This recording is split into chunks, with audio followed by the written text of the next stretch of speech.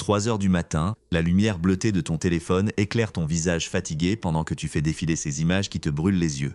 Tu cherches une preuve, un signe, une fissure dans cette nouvelle vie qu'il ou elle affiche avec une insolence calculée. Tu te demandes quand la foudre va enfin tomber, quand ce personnage qui a piétiné ton estime de toi va enfin recevoir la facture de ses actes. Cette soif de justice, ce besoin de voir l'équilibre se rétablir, c'est ce qui te tient éveillé, le cœur battant dans le silence de ta chambre. On appelle cela le karma. Cette idée que chaque action finit par revenir à son point de départ comme un boomerang invisible, mais la réalité de ce processus est bien plus complexe et souterraine que ce que tu imagines.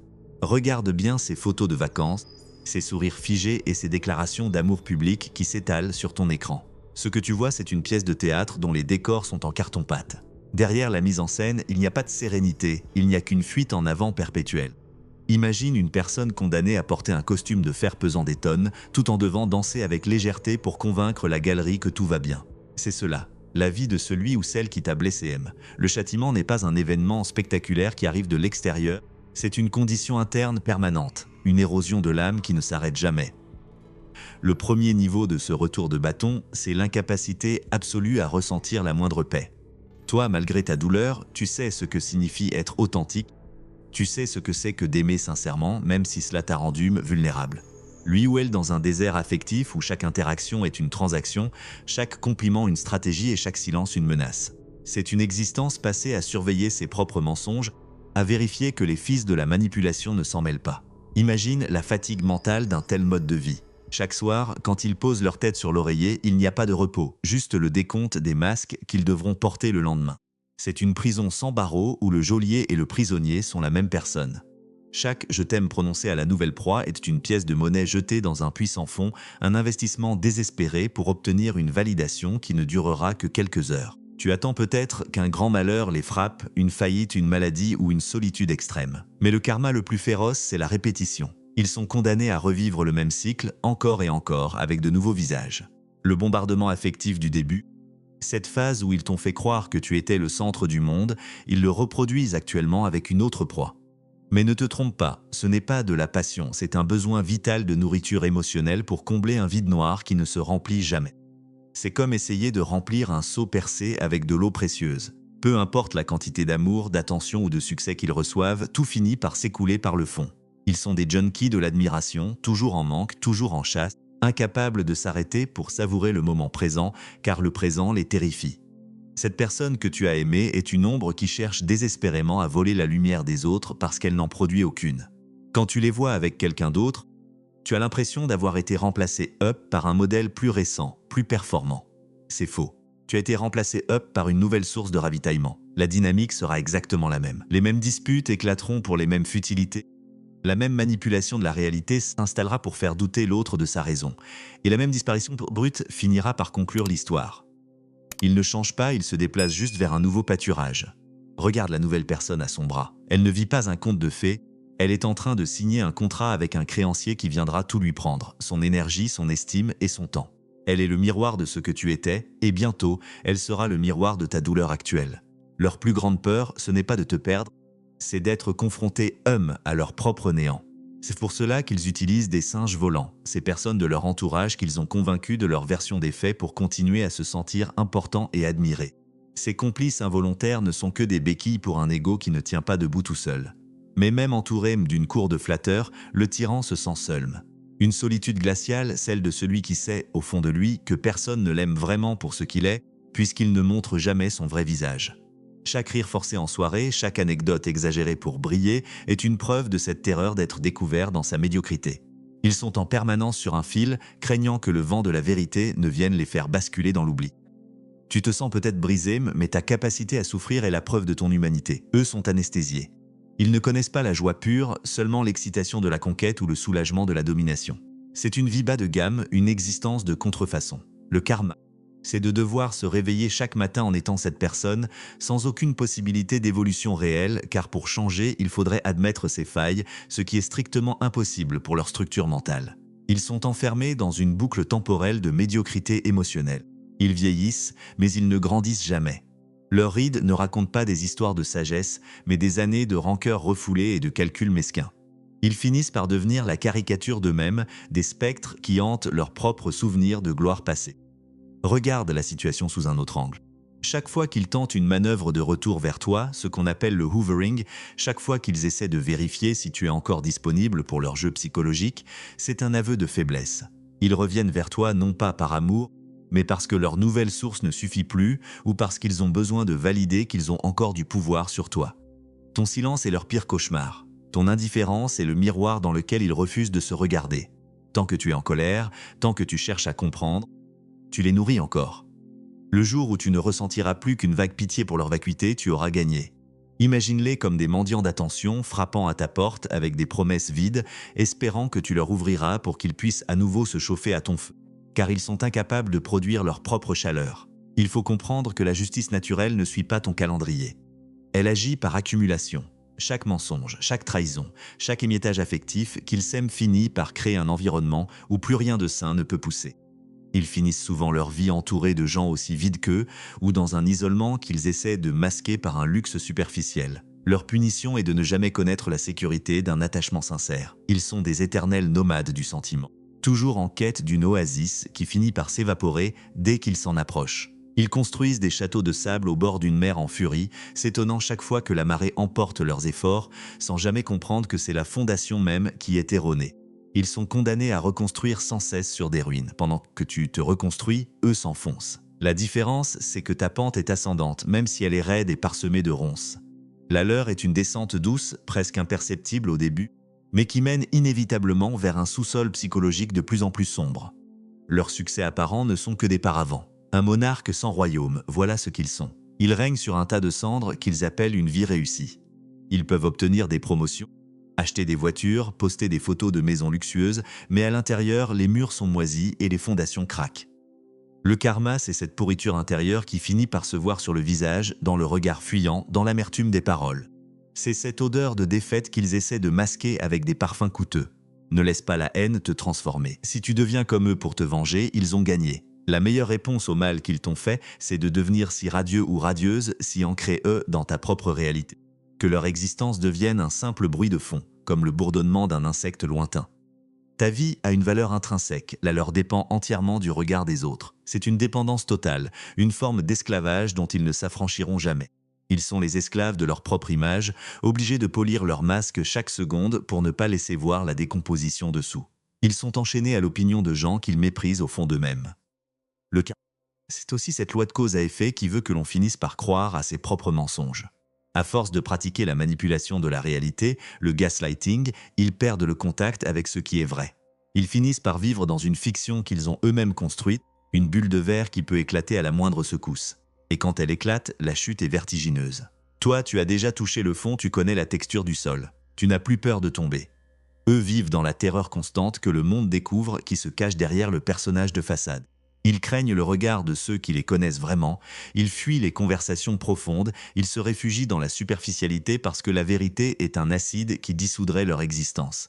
Ils sont en fuite permanente devant leur propre reflet. Cesse de guetter les signes de leur défaite sur les réseaux sociaux. Chaque clic sur leur profil est une goutte de ton énergie que tu leur donnes gratuitement. Ils sentent cette attention, même à distance, cela les renforce. Coupe les ponts, non pas par stratégie, mais par hygiène mentale. Imagine que tu nettoies une plaie profonde. Tu ne vas pas y remettre de la poussière chaque jour pour voir si ça cicatrise. Tu protèges la zone, tu la laisses respirer, tu lui donnes du temps. Chaque fois que tu résistes à la tentation de regarder ce qu'ils font, tu muscles ton âme. Tu reprends ton territoire. Tu fermes les fenêtres par lesquelles ils essayaient de s'immiscer dans tes pensées. Le silence radio n'est pas une punition pour eux, c'est un cadeau pour toi. Leur vie est un éternel recommencement sans apprentissage. Ils feront les mêmes erreurs avec la personne suivante et celle d'après. Ils se plaindront des mêmes trahisons qu'ils ont eux-mêmes provoquées. C'est une tragédie grecque jouée par un acteur de seconde zone qui oublie ses répliques. Toi, tu as quitté la scène. Tu es maintenant dans la salle, ou mieux encore, tu as quitté le théâtre pour aller marcher dans la forêt, sous la vraie lumière du soleil. Ils sont restés coincés dans les coulisses, à se disputer avec les techniciens, à pleurer sur leur sort, à accuser le destin alors qu'ils sont les seuls architectes de leur malheur. Ils sont prisonniers d'un scénario qu'ils détestent, mais qu'ils ne peuvent s'empêcher d'écrire. Le vide qu'ils t'ont laissé n'est pas un trou noir, c'est un espace libre. Un espace que tu peux remplir avec de la bienveillance envers toi-même, avec des projets qui n'ont besoin de la validation de personne. La guérison ne consiste pas à oublier, mais à intégrer cette expérience comme une leçon brutale mais nécessaire sur la nature humaine. Tu as maintenant des détecteurs affûtés, tu sais repérer les signaux d'alarme, les red flags, avant qu'il ne soit trop tard. C'est un super pouvoir que tu as payé au prix fort, mais il est à toi pour toujours.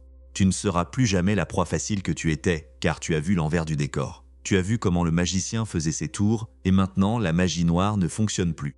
Tu es devenu immunisé contre leur venin. Pense à la projection d'avenir fictif qu'ils t'ont vendu. Ces promesses de mariage, de voyage, de vieillesse heureuse, ce qu'on appelle le futur faking, ce n'étaient que des appâts. Ils ne pouvaient pas te donner ce qu'ils n'ont pas. On ne peut pas demander à un aveugle de naissance de décrire les couleurs. Ils sont handicapés du cœur. Est-ce qu'on en veut à un aveugle de ne pas voir? Non, on s'écarte simplement de son chemin s'il essaie de nous conduire dans un précipice. Ils t'ont promis la lune pour mieux te voler ta terre. Aujourd'hui, tu as récupéré ta terre et elle est fertile. Tu peux y planter ce que tu veux sans craindre qu'un parasite ne vienne tout dévorer. Ta terre est désormais protégée par des remparts de sagesse. La justice immanente, c'est de voir tes forces revenir pendant que les leurs s'étiolent dans la répétition. Chaque jour où tu te lèves et où tu choisis de ne pas les contacter, tu récupères une parcelle de ton territoire intérieur. Ils ont essayé de coloniser ton esprit, de te faire croire que sans eux, tu n'étais rien. La réalité, c'est que sans toi, ils n'avaient personne à vampiriser. Tu étais le moteur, ils n'étaient que le parasite. Un parasite sans hôte finit toujours par s'affaiblir. Il cherche déjà une autre batterie à vider, une autre âme à piller, mais toi, tu es devenu inattaquable. Tu as appris à identifier leurs fréquences vibratoires et tu as décidé de ne plus jamais t'y accorder. Leur karma est une érosion lente, c'est le mépris qu'ils finissent par inspirer à ceux qui finissent par les percer à jour. C'est la perte de leurs soutiens les plus fidèles quand les masques tombent l'un après l'autre. C'est ce moment inévitable où ils se retrouvent face à leur propre reflet dans une pièce vide, sans personne pour les applaudir ou les rassurer. Ce silence-là est le plus cruel des châtiments pour quelqu'un qui n'existe que par le bruit qu'il fait dans la vie des autres. Imaginez dans 10 ans, 20 ans, essayant toujours de jouer les jeunes premiers, de séduire par des mensonges grossiers, de cacher leurs échecs derrière des faux semblants pathétiques. C'est une image de déchéance, pas une image de victoire. Il arrive un moment où la roue tourne de manière très concrète. Ils finissent par s'attaquer à quelqu'un de plus fort, de plus malin ou de plus impitoyable qu'eux. Ils se font prendre à leur propre jeu par un prédateur plus grand. C'est souvent là que l'effondrement devient visible. Mais n'attends pas d'être aux premières loges pour ce spectacle. Ta vie est trop précieuse pour être passée dans la salle d'attente du malheur d'autrui.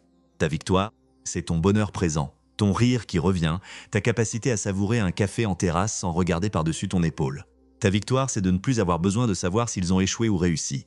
L'oubli est la forme suprême de la justice. L'indifférence totale est le seul but à atteindre. Ce n'est pas de la froideur, c'est une libération. C'est quand tu entends leur nom et que cela ne provoque plus aucune décharge d'adrénaline, plus aucune boule au ventre, plus aucun désir de vengeance. C'est quand tu vois leur visage et que tu as l'impression de regarder une publicité pour un produit dont tu n'as plus besoin. Ce jour-là, le lien est définitivement rompu. Le karma a terminé son travail de ton côté, il ne reste plus qu'à le laisser finir le sien de l'autre côté de la barrière. Tu es redevenu le maître de ton propre royaume et les frontières sont désormais gardées par ta sagesse et ton amour-propre. Tu es enfin chez toi en sécurité. Ils essaieront peut-être de te faire croire qu'ils ont changé, qu'ils ont trouvé la foi, qu'ils font une thérapie ou qu'ils ont enfin compris leurs erreurs.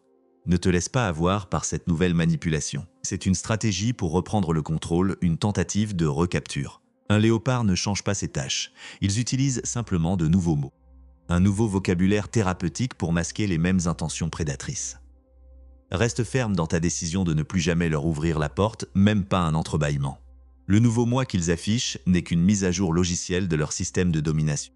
Ne sois pas le bêta-testeur de leur supposée rédemption. La vie est une succession de saisons. Tu traverses actuellement un hiver rigoureux, mais le printemps se prépare sous la neige. Leur vie à eux est un automne permanent, une chute de feuilles sans fin, une préparation à un froid qu'ils ne pourront jamais fuir car il vient de l'intérieur. La nature a horreur du vide en eux finira par les aspirer tout entiers. C'est une loi aussi certaine que celle de la gravité. Ils peuvent s'agiter, crier, courir, ils ne peuvent pas échapper à leur propre densité. Leurs racines sont sèches, ils ne produiront jamais de fruits savoureux, seulement des baies amères qui empoisonnent ceux qui y goûtent par mégarde. Regarde tes mains. Elles tremblaient peut-être il y a quelques mois quand tu recevais un message de leur part, ton corps réagissant au stress avant même que ta tête ne comprenne. Aujourd'hui, elles sont plus stables. Demain, elles seront prêtes à construire quelque chose de nouveau, de solide, de vrai. C'est cela qui compte. Le reste, cette ombre qui t'a fait du mal, appartient déjà au passé, même si elle s'agite encore un peu comme un mauvais rêve au réveil. Une ombre n'a aucun pouvoir sur celui qui décide de marcher vers la lumière. Tu as la capacité de créer, de donner, de soigner. Eux ne savent que détruire, prendre et blesser. La différence de destin est inscrite dans ces verbes fondamentaux. Leur châtiment est d'être condamnés à l'insatisfaction chronique. Ils auront toujours besoin de plus. Plus d'argent, plus de conquêtes, plus de reconnaissance, plus de drames pour se sentir exister. C'est une soif inextinguible qui les dévore de l'intérieur. Toi, tu peux apprendre à te contenter de l'essentiel, à trouver de la joie dans les petites choses, dans la vérité des rapports humains, dans la beauté d'un silence partagé. C'est une richesse qu'ils ne posséderont jamais, peu importe le nombre de zéros sur leur compte en banque ou le nombre de likes sur leurs publications. Ils sont riches en apparence, mais mendiants en essence. Tu es peut-être fatigué, mais ton âme est pleine et vibrante. Pour avancer concrètement dès aujourd'hui, commence par nettoyer ton espace numérique de manière radicale. Supprime chaque lien, chaque photo, chaque fil de discussion, chaque contact indirect. Cette action physique de suppression envoie un signal fort à ton système nerveux. Tu n'es plus une victime en attente, mais un individu souverain qui reprend les commandes de sa vie. Ne garde rien. Pas un souvenir, pas une capture d'écran au cas où. Le passé toxique est un boulet, coupe la chaîne sans hésiter. Chaque fichier supprimé est un poids en moins sur ton cœur, une libération de ton espace mental. Ensuite, engage-toi dans une activité physique exigeante qui te force à être pleinement présente dans ton corps. Car c'est là que les traumatismes se logent et c'est par là qu'ils s'évacuent. Que ce soit la boxe pour évacuer la colère, la course à pied pour fuir l'emprise ou la natation pour te purifier, sens tes muscles travailler et ton souffle s'accélérer. Réapproprie-toi cette enveloppe que l'autre a tenté de fragiliser et de soumettre. Sens la force revenir dans tes jambes, la puissance dans tes bras. Ton corps est ton temple, ne laisse plus jamais personne y entrer avec des intentions impures. Transpire cette douleur, expulse-la par chaque pore de ta peau, transforme-la en énergie brute. Prends également le temps de renouer avec une passion ou un centre d'intérêt que tu as délaissé pendant la relation. Ce truc que l'autre trouvait ridicule, ennuyeux ou qui te prenait trop de temps selon ses critères égoïstes. C'est en retrouvant ces fragments de toi-même que tu reconstruiras ton identité propre, une identité qui ne dépend pas de son approbation. Que ce soit le dessin, la cuisine, le code informatique, le jardinage ou l'apprentissage d'une langue, replonge-toi dedans avec la ferveur d'un enfant qui redécouvre le monde. Ces passions sont les briques de ta nouvelle maison. Construis-la solide, construis-la haute, construis-la pour toi seul aime. Enfin, tiens un journal de bord honnête où tu listes uniquement les faits bruts et les comportements inacceptables dont tu as été témoin. Note les moments où ils ont menti, où ils t'ont ignoré, où ils ont retourné la situation contre toi. Relis ce journal chaque fois que la nostalgie d'un avenir fictif essaiera de te tromper. Ce document sera ton bouclier contre les tentatives de retour et les doutes qui pourraient encore t'assaillir lors des soirées de solitude. Note les humiliations, les silences punitifs, les trahisons.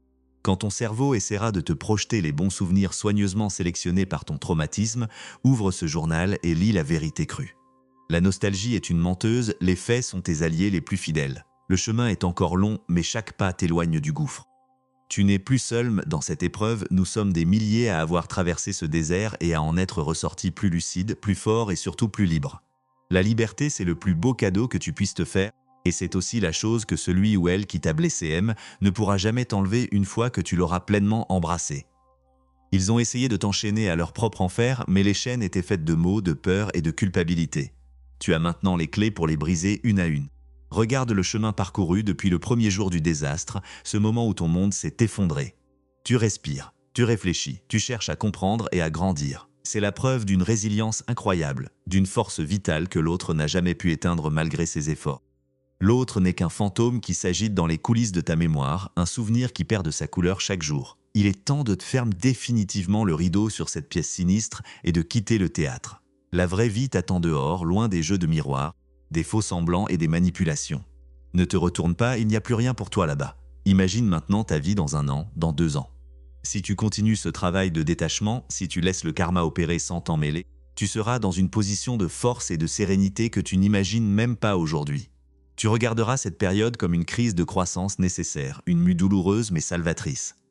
Tu verras que cette personne toxique n'était qu'un catalyseur pour ton propre éveil, une épreuve envoyée pour te forcer à découvrir ta propre valeur. C'est le paradoxe ultime du karma. Ils ont voulu te détruire pour se sentir puissant. Ils ont fini par te forger et te rendre invincible.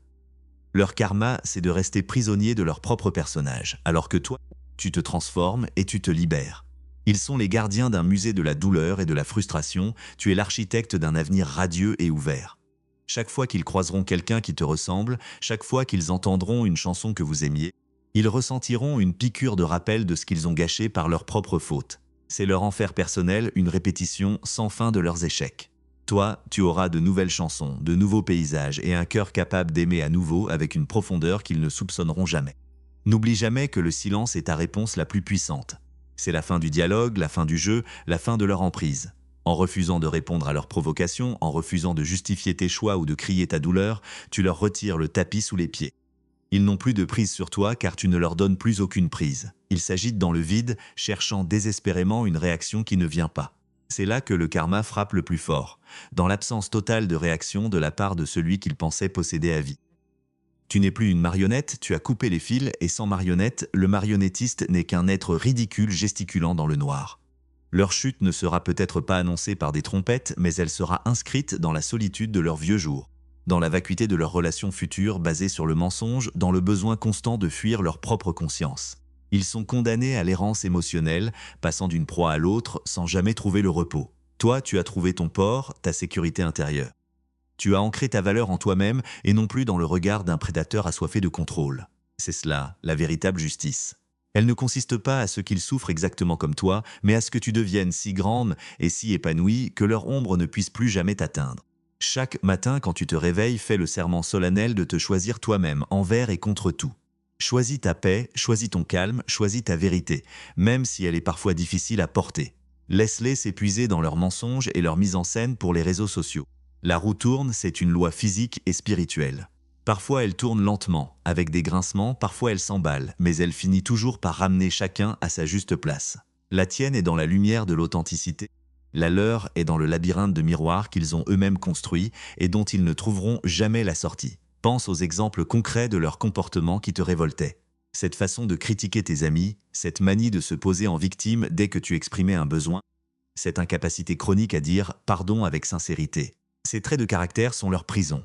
Ils les emmènent partout avec eux comme une valise pleine de pierres. Imagine-les essayer de construire une relation durable et saine avec un tel bagage. C'est mathématiquement impossible. Ils sont condamnés à saboter tout ce qu'ils touchent, car ils ne savent pas construire, ils ne savent que consommer. Leur karma, c'est aussi de voir de loin ou de près les gens qu'ils ont essayé d'écraser réussir et s'épanouir sans eux. Chaque succès que tu rencontreras, chaque rire sincère que tu partageras avec de vrais amis sera une preuve supplémentaire de leur impuissance.